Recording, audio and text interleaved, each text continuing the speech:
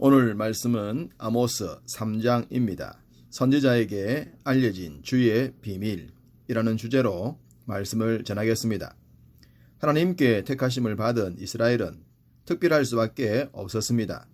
그들에게만 율법을 주셨고 그들에게만 제사장 나라를 주셨기 때문입니다.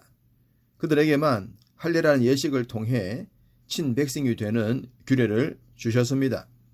이사야서 43장 1절 야곱아 너를 창조하신 여호와께서 지금 말씀하시느니라. 이스라엘아 너를 지으신 이가 말씀하시느니라. 너는 두려워하지 말라. 내가 너를 구속하였고 내가 너를 지명하여 불렀나니 너는 내 것이라. 하나님은 이스라엘을 지명하여 부르셨습니다. 그리고 그들을 향해 내 것이라고 하셨습니다. 이렇게 특별하고도 특별한 은혜를 입었던 이스라엘입니다. 아모스 선지자도 바로 그 이야기를 하고 있습니다. 2절 내가 땅의 모든 족속 가운데 너희만을 알았나니. 전지전능하신 하나님께서 어떻게 이스라엘만 알 수 있겠습니까? 그러나 이렇게 말씀하신 것은 그들을 향한 특별함을 강조한 것입니다. 신명기 7장 6절 너는 여호와 내 하나님의 성민이라. 내 하나님 여호와께서 지상 만민 중에서 너를 자기 기업의 백성으로 택하셨나니. 이 외에도 다수의 말씀을 통해 이스라엘은 특별하고도 유별난 백성이라는 것을 알 수 있습니다. 그렇다면 이런 특별한 은혜를 입은 자로서 그들의 삶도 특별해야 하지 않겠습니까?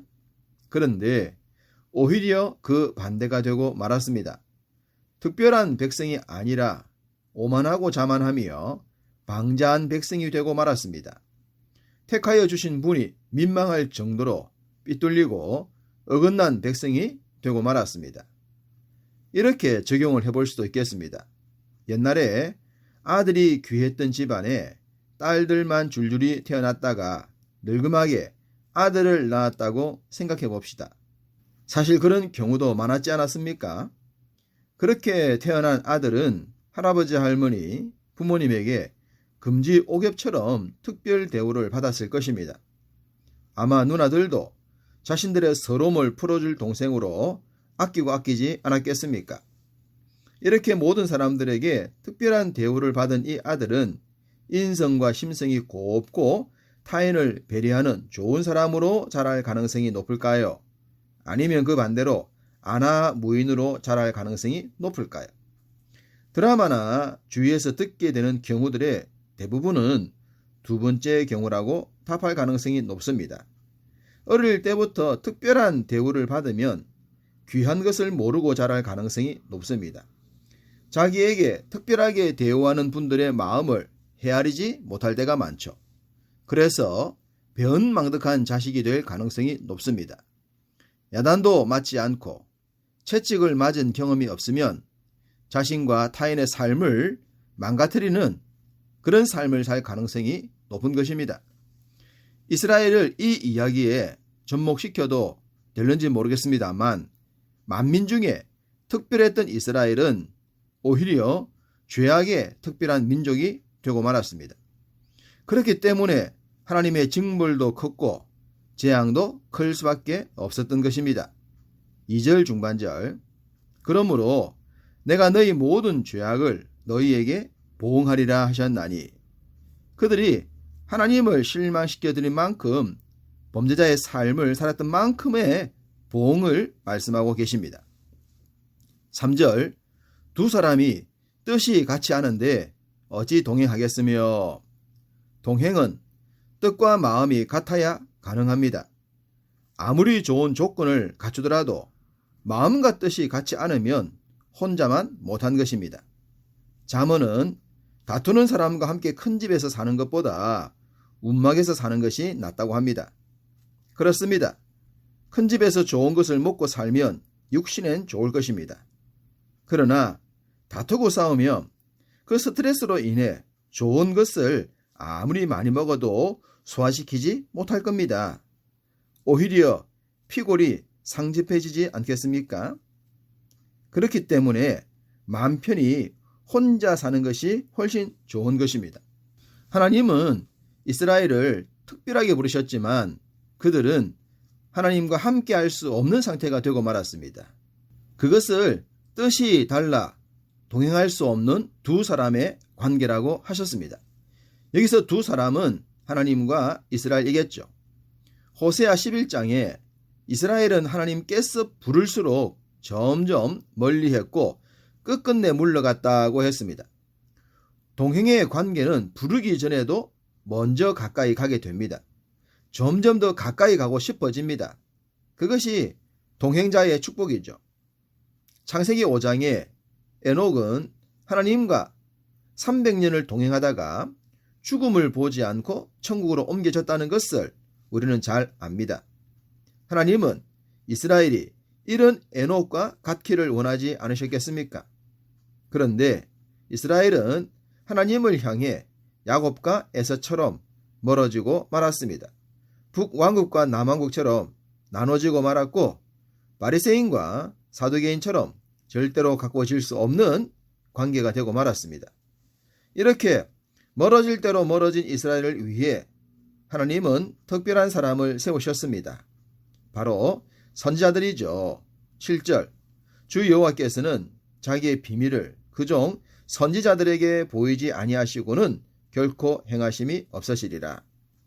멀어진 이스라엘 대신 선지자를 택하여 부르셔서 당신의 말씀을 주셨습니다. 모세를 친구 같은 선지자로 부르신 것도 그래서 그렇습니다. 하나님께서 알려주신 자신의 비밀은 무엇입니까? 이스라엘을 선택하여 모든 민족과 모든 백성들을 구원하시고자 함이셨죠. 그런데 이스라엘은 이 비밀을 외면한 채 자신들의 특권만 자랑하다가 교만의 구덩이에 빠지고 만 것입니다. 그러나 감사하게도 이 비밀이 우리에게 알려졌습니다.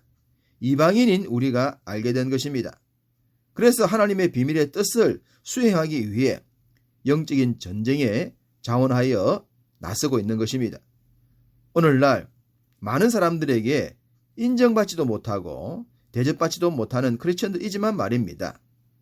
우리들 심령 속에 이 비밀이 없다면 어떻게 믿음의 길을 사수할 수가 있겠습니까? 속된 말로 쪽팔리고도 부끄러워서 그만두고 싶지 않겠습니까? 그런데 선지자들에게 알려주셨던 비밀을 우리에게 알려주셨습니다. 모세와 친구처럼 얘기하셨던 하나님께서 지금 우리에게 친구처럼 대해주시는 것입니다. 이런 은혜와 체험이 우리에게 있기 때문에 오늘도 이 믿음의 길을 묵묵히 걷고 있는 것입니다. 하나님은 당신의 비밀을 팽개친 자들을 책망하십니다. 그러나 그 비밀을 성실히 준행하는 자들에게는 하늘의 복과 땅의 기름진 복으로 채우실 줄 믿습니다. 마지막에 비밀의 내용이 알려질 때 그 비밀의 뜻을 따라 산 자들은 축복의 동산 위에 우뚝 세워질 것도 믿습니다. 그러므로 결론은 하나님의 말씀입니다. 13절 주 여호와 만군의 하나님의 말씀이니라. 너희는 듣고 야곱의 족속에게 정언하라. 당시 야곱 족속들도 알아야 했지만 이 시대를 살아가는 모든 크리스찬들도 알아야 하며 모든 민족도 알아야 합니다. 그리고 그 뜻을 성실히 준행해야 합니다. 그것이 성도의 본분이요 의무이며 온 세상 민족을 향한 하나님의 뜻입니다. 오늘날 현실은 성도들이 믿음으로 살기엔 제약들이 참 많습니다. 그렇기 때문에 대충 살면 절대로 이 세상을 이길 수가 없습니다.